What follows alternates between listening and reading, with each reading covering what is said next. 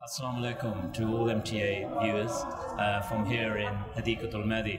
As all viewers are aware, during the Jalsa Salana we have many eminent guests who join us for the Jalsa proceedings, and we're delighted today to be joined by Chris Grayling, Member of Parliament for Epsom and Ewell.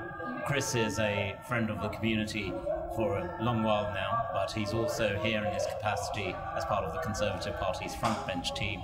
He's part of David Cameron's shadow cabinet and is the shadow Home Secretary. Chris, welcome to Hadikatul Madi. Thank you very much. Great pleasure to be here. I'm very impressed by the work that's gone in this year, by the scale of the event, and notwithstanding a bit of rain, I would applaud everyone who's been involved in organising what's clearly going to be a very successful event. Well, you certainly chose the right day. We're joined also by Rafiq Hayat Sahib, our National Amir, and Nasir Shah Sahib, our Chairman of MTA International.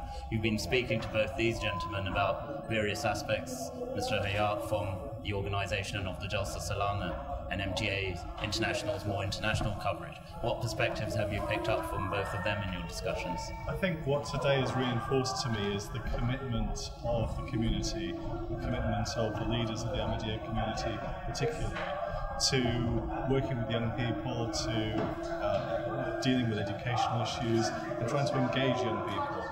To my mind, it's one of the bigger challenges we face as a society, and to have strong work being done in the youth arena. Very impressed also to meet and to hear from the youth leader of the Ahmadiyyas in the UK. Clearly a very strong branch, a very strong team.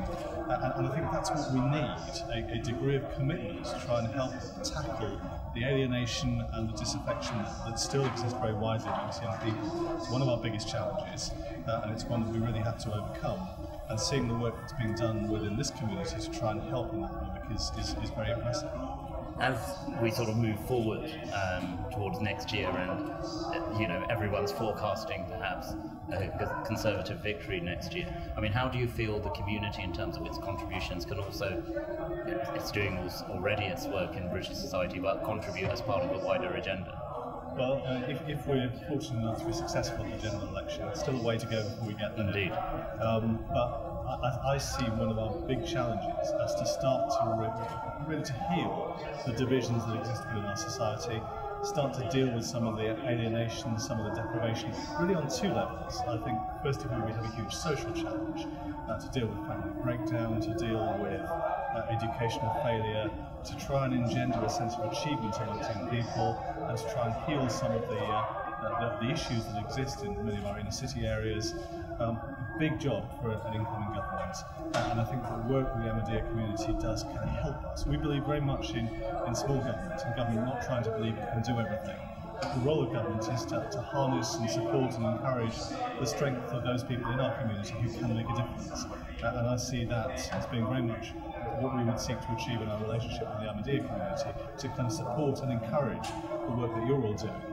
And then alongside that, on a more specific Muslim basis, we've clearly got to deal with the issue of extremism. And I think that the doctrine espoused at an event like this, one of peace, one of reconciliation, one of love, has to be the right way forward. We have to counterbalance a message of militancy and a message of extremism.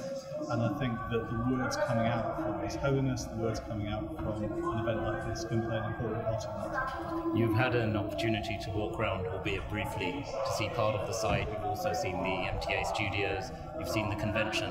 What sort of key memories are you taking away with you this afternoon? Well, I think that the scale of what's being achieved here is enormous for those who haven't been to this event. I mean, it is enormous, the work that has to go into catering, television coverage, car parking, general logistics around the site, even before you get into the main activities of the convention. Just breathtaking. So I think huge credit goes to all of those who've been involved in organising this event.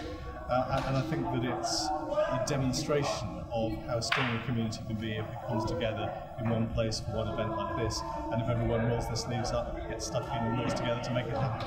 Well, Chris, it was a pleasure having you here this afternoon, and from the community back to the party, and indeed to yourself, a very warm Assalamu alaikum.